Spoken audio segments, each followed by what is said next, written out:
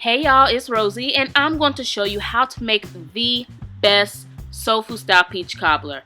This recipe was actually posted on my YouTube channel many years ago, about 5 years to be exact. But you know what? I'm going to repost it on my blog, so I figured why not do another video for it, right? Let's get right into the recipe. So here in my cup I have some water. I'm going to sprinkle in some all-purpose flour, and then we're going to whisk those two ingredients together until it's well combined. And this is going to actually work as our thickening agent. It's going to thicken up our cobbler filling later on. So just set that to the side for now. And in this pot here, we're going to add in our peaches. I'm using peaches in heavy syrup, and I'm going to actually add the syrup and peaches all in that pot. Do not drain it. You want the syrup from the peaches. Add in a stick of butter. This is not a diet-friendly recipe. And now we're going to sprinkle in our granulated sugar. Now, followed by the sugar, I'm going to sprinkle in some ground cinnamon as well as ground nutmeg.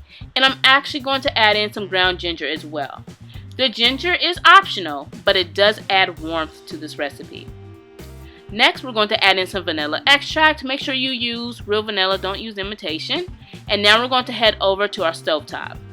We're going to place this pot over medium-high heat, and we're going to cook the mixture until it gets nice and hot. You want to make sure the butter is all the way melted before our next step.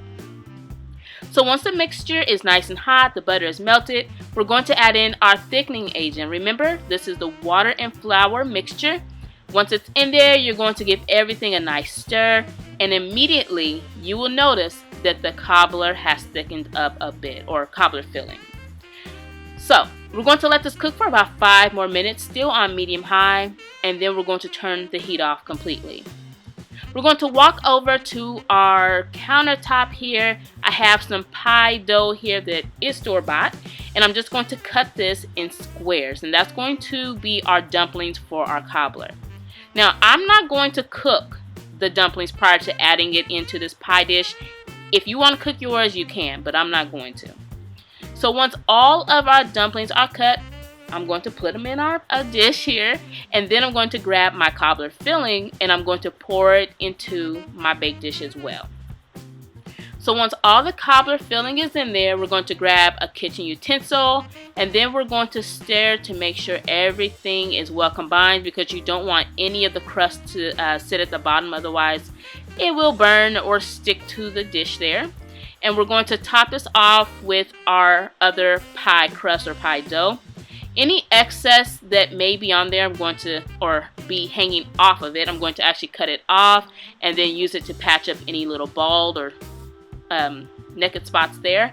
And then in my pot here, I actually have some leftover juice, and I'm going to brush that on top of the cobbler. I want to keep calling it a pie, but this is far from a pie. It's way better. So now we're just going to bake that in the oven on 350, and I baked it for about 35 to 40 minutes. And when it came out, this was the finished look. All that cobbler juice. Now let me tell you something. If you ever have a cobbler, or it's supposed to be a cobbler, and it don't got juice like this, baby, it's not a cobbler, okay? Don't forget you can get the exact measurements from my blog, iHeartRecipes.com, and make sure while you're on my blog that you subscribe to my mailing list so you never miss a recipe.